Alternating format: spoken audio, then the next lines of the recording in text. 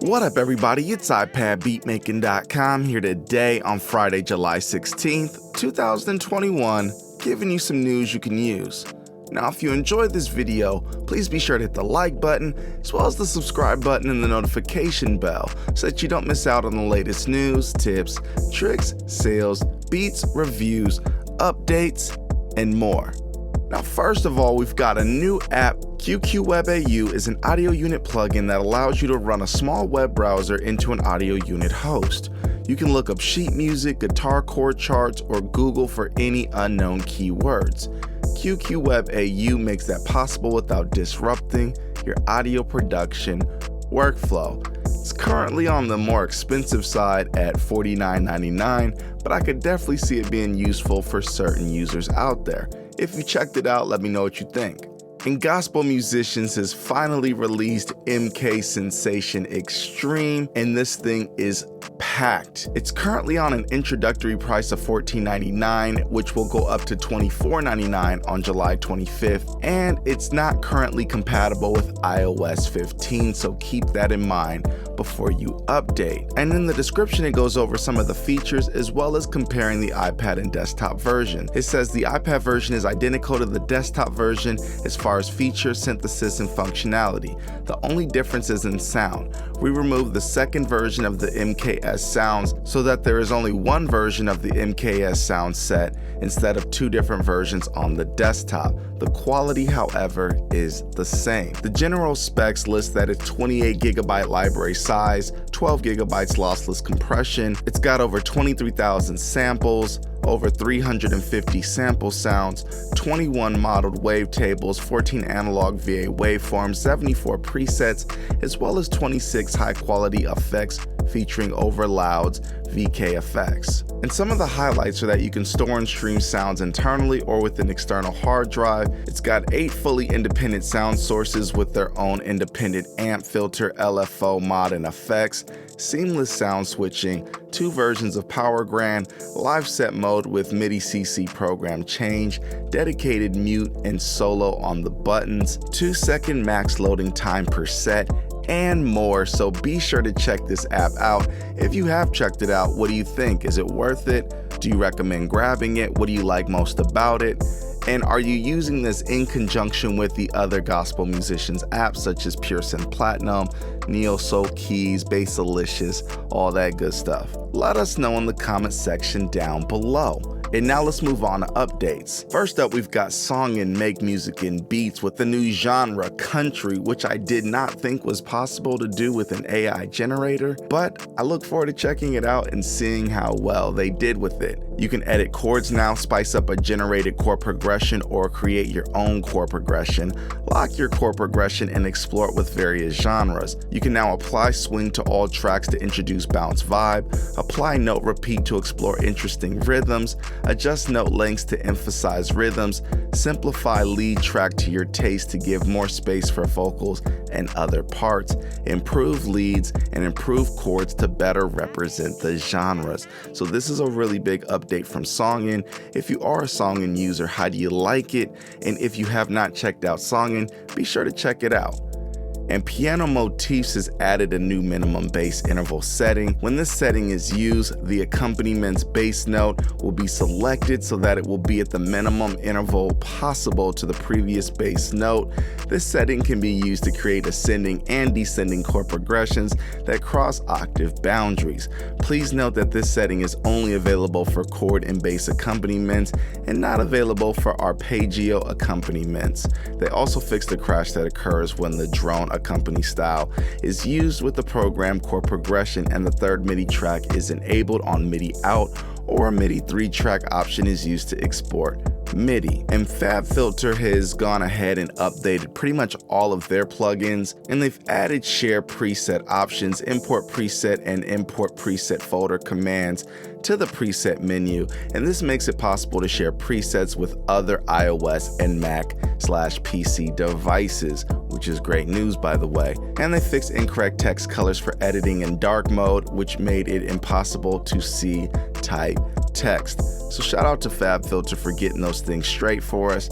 Next up, we've got ID 700, which fixed a double-click reset of envelope sliders, added MIDI output selector to MIDI settings, added MIDI output from controller, add slider CC MIDI setting, as well as added MIDI CC output from most sliders. And multi-track recorder plugin has fixed the crash introduced in 1.21 when setting remote loop points. And Bliss Alpha Synthesizer has an update of one of the most praised iOS analog synths, and it makes it even better. And they updated the UI, a new preset packs by Yotto and the Bliss team, improved arpeggiator sync modes, reduced CPU load, new motion sequencer with a new UI and global note dispatch, ARP reset and snap option, new preset generator with optimized randomization rules, and the audio buffer size is now configurable within the standalone version. So that is a huge update to you Bliss Alpha Synth users. How do you like it? Is it better than ever? Let us know in the comments section down below. An FAC drum kit has an update bringing fixes and new features. This one features the addition of voice reordering by drag and drop, long press the voice button or the pads to reorder, addition of voice category labeling, tap the voice button and select a label, addition of multiple file folder loading, addition of drag and drop of files in the voice page, addition of import export for user samples, addition of auto scaling view, fix the possible sample navigation issue, and more.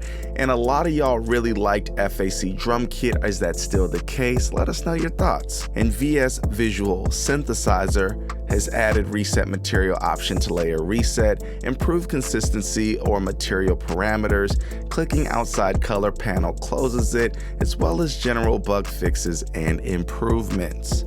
And Synth Master 2 has new features. Users can now restore Synth Master Player iOS in-app purchases. Users can now import and export presets, as well as various bug fixes. And Model 15 modular synthesizer has been updated. MIDI channel settings are now properly preserved across multiple restarts, improved plugin parameter automation, audio engine buffer size negotiation improvements, and more. And Synth Master Player, this is version 1, has added a new feature to add or organize preset lists and to select them by a MIDI program change command. This is on iPad only, as well as some bug fixes. And Tone Boosters Barricade has added a new audition mode to listen to the differences introduced by limiting and compression, as well as all new program manager to save, load, and organize programs, improve navigation through drop-down menus using mixed use of mouse, keyboard, pen, and touch.